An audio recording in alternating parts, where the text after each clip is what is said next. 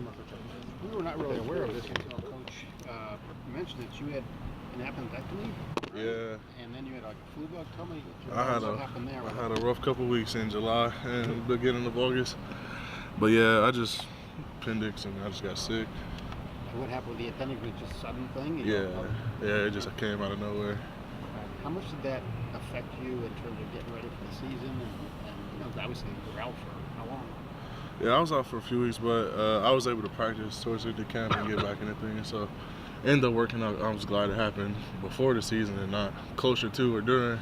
So yeah, I was able to have time to practice and get back into stuff. So. And the flu bug was what exactly? I don't know. I just got sick for a couple. It was just, I don't know, a little bug going around. And it lingered for a while?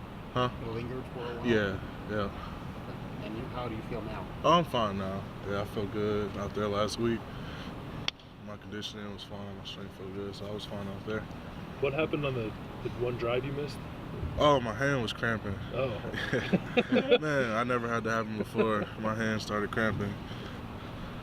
One of the storylines of this game is that your defensive line, Ohio State's defensive line, and their offensive line are both considered the best in the country. I'm just wondering, as an offensive lineman on the other team with a pretty formidable offensive line, take a little umbrage to that. You're pretty confident in your group. Well, I mean, going back to last season, we had a couple games where we didn't perform well, so I feel like that's part of that going forward. But, we just got to go out there and play our game. We're not really worried about accolades or people saying we're the best or whatever like that. We just want to go out there and win games. That's all we really care about, doing whatever it takes to go out there and win games. Are you excited to see what your defensive line can do against Oklahoma's line? I was excited, just as excited as they was against Indiana every time they got a sack, because it wasn't us. After a while, you got spring ball in camp, and you just go up against those guys so much, you like, I'm ready to see what this looks like in a real game. Yeah. And they performed just like I figured they would. Make you feel better about anything you did to y'all? Oh yeah, definitely. When you look at Oklahoma defensively from what you played against last year versus what you saw on tape from the UTEP game, where do they differ? They have a lot of the same guys in there, but they just find around the ball more. You could tell, even throughout the season last year, they improved so much toward the end of the season, because we watched some of that game tape too, and they just got so much better throughout the season, just like everybody does usually. And they're a really good unit on defense now from watching the UTEP game and some other stuff. So they just fly around the ball and try to make plays, and so we have to be prepared for all the different stuff that they do, the fronts and all those types of things. How, in practice, how has Mike been able to come back in for Weber? How has he been able to get back in the flow, and how much of a factor do you think he'll be with JK man in that position?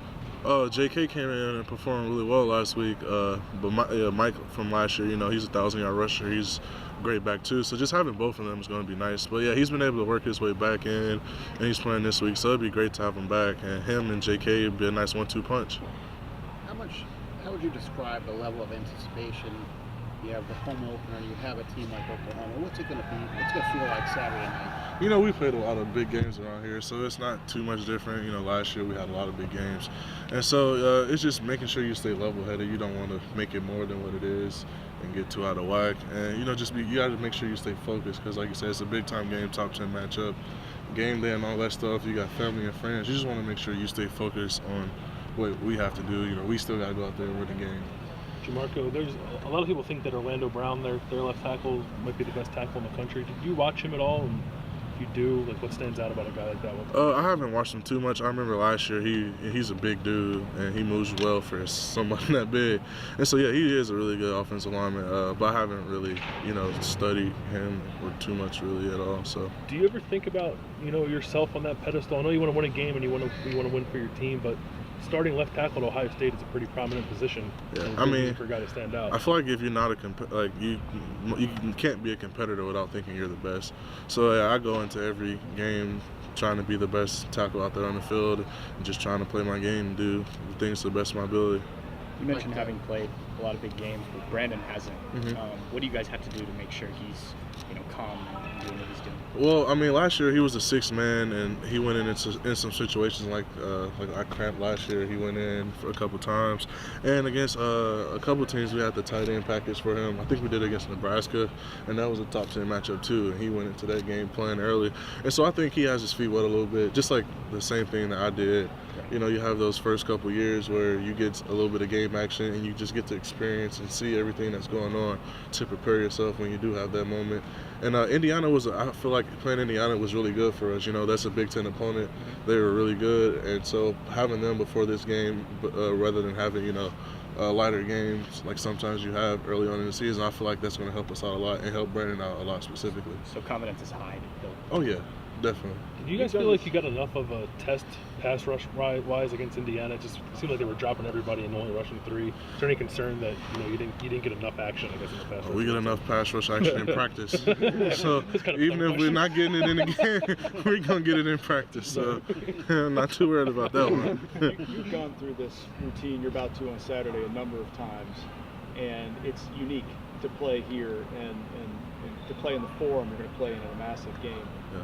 With your younger players, and granted there's not a bunch of you, got a lot of experienced players, but of your younger players, how do you describe what they need to prepare for mentally on Saturday? Not only being in the stadium, but the wait all day to get to, and all the things that kind of eat at you waiting around to play. Yeah, you just can't get too excited, like I said before. You don't want to make it bigger than what it is. At the end of the game, at the end of the day, we've been playing football all our lives. It's just another football game. You know, it is a big matchup, but you got to go out there and just play ball like you've been playing all your life. Do you Nick was here a second ago. He was talking about how there's implications to this. Mhm.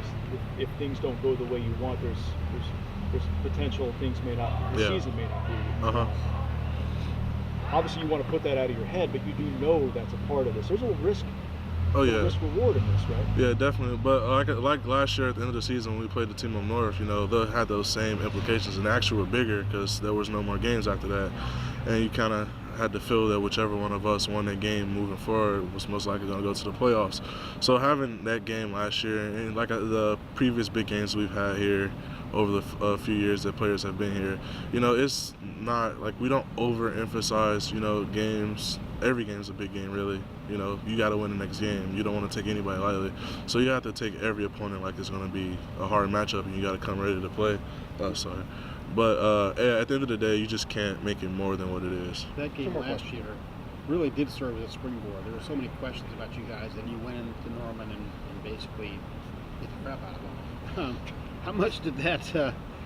How much? I didn't say that. You said that. I said that. I'm not putting words in your mouth. But just the idea of how much confidence did that give you? And you're going to have a similar situation this year. They're obviously a top 5 team. Yeah. How much could it be a springboard for this year? Playing a good opponent like this early on in the season, it just gives you, like you said, like a springboard going forward, and you get to see like things that you need to work on going forward, or things that work well. So it's just great playing a tough opponent like this early on, and it gets you ready for those Big Ten games that we're going to play, where we have those tough matchups as well. So it is nice getting a game like this early on in the season. Jamarco, Nick said he felt like he was having his way with the Indiana offensive line. I'm just curious, having gone against him now for 2 years, like how much better has that guy gotten over the last year? He's a freak. I don't know.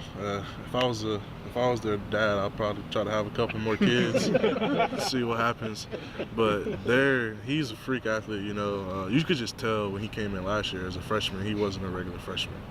He just wasn't. I know he was coming off the knee injury and stuff, so he was like slowly working into stuff. But yeah, you could just tell, and he's gotten better this year, which is crazy. And it's crazy to think that he has another year of 2 more years of eligibility left after this season. So it's gonna be fun to see how much more he improves over this season and going into next year. But yeah, he's you can't really explain it. He's just a freak. Hey, Jamarco, you described as sort of a business as usual approach to this game. Have you always been like that, or was there a point in your career where you could stop and say, I'm just going to treat this the same as any other situation? I've been doing that since I was younger. I've been playing sports since I was like 4.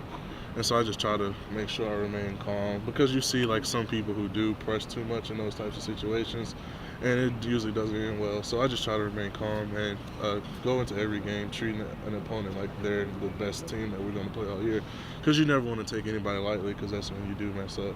So instead of Thank you, Happy Jamarco, it's Zen Jamarco, huh? Thank you, Jamarco. Thank you, Jamarco. Thank you.